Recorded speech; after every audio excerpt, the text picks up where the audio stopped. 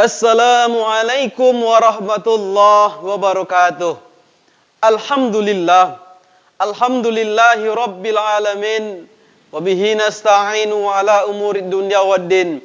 Salatu wassalaman daimaini ala rasulil karim. Wa ala alihi wa ashabihi ajma'in.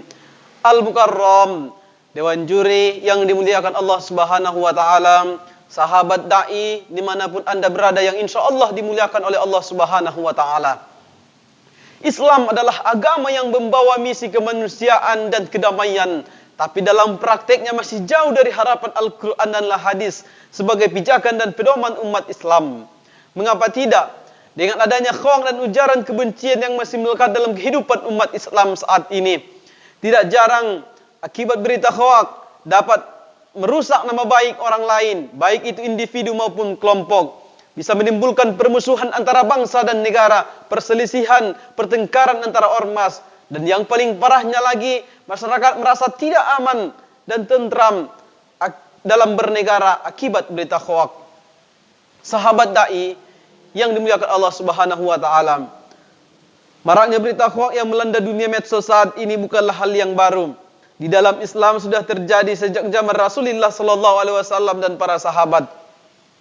Sebuah riwayat diceritakan di dalam kitab Ummul Mukminin yang ditulis oleh Syekh Utsman bin Muhammad Al-Khamis bahwa Aisyah radhiyallahu anha difitnah selingkuh dengan seorang sahabat yang bernama Safwan sampai berita tersebut tersebar kemana-mana.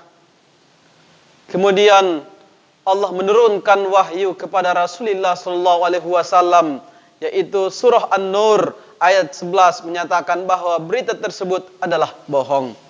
Sahabat dai yang dimuliakan Allah Subhanahu wa taala, begitu jugalah yang dirasakan oleh Ali bin Abi Thalib yang dituliskan di dalam kitab Manaqib yang ditulis oleh Syekh Abdul Qadir Jailani, meninggal pada tahun 1166 di Baghdad, Irak, bahwa Ali bin Abi Thalib dibunuh oleh seorang sahabat karena terdoktrin berita hoak yang mengatakan bahwa Ali adalah kafir, musyrik, bodoh, tidak bisa mengurus negara dan bahkan tidak bisa menegakkan hukum Allah. Sahabat tersebut adalah Abdullah bin Muljam yang terkenal alim dalam beribadah. Akibat kabar tersebut, Abdullah bin Muljam tiba-tiba benci setengah mati kepada Sayyidina Ali, berani membunuhnya dan memberontak kepada pemerintah.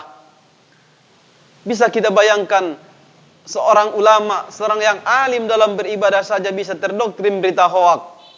Betapa mudahnya membuat kerusakan dengan dalil Al-Quran disertai semangat jihad yang salah akibat berita hoak.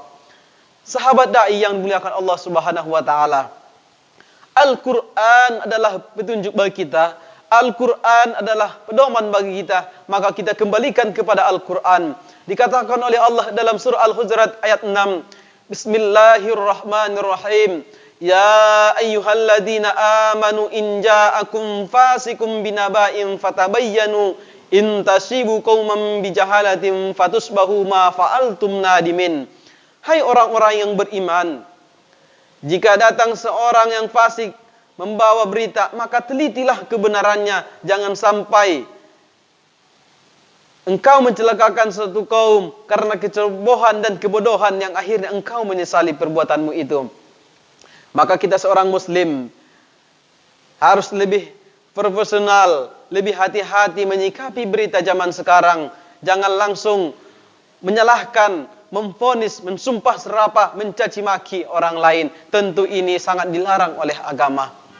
Sahabat dai yang dimuliakan Allah Subhanahu wa taala, suatu ketika Yahudi lewat di hadapan Rasulullah sallallahu alaihi wasallam, kemudian mengatakan, "Assalamu alayka," kebinasaan atas kamu. Rasulullah sallallahu alaihi wasallam tersenyum, kemudian menjawab, "Alayka," kamu juga.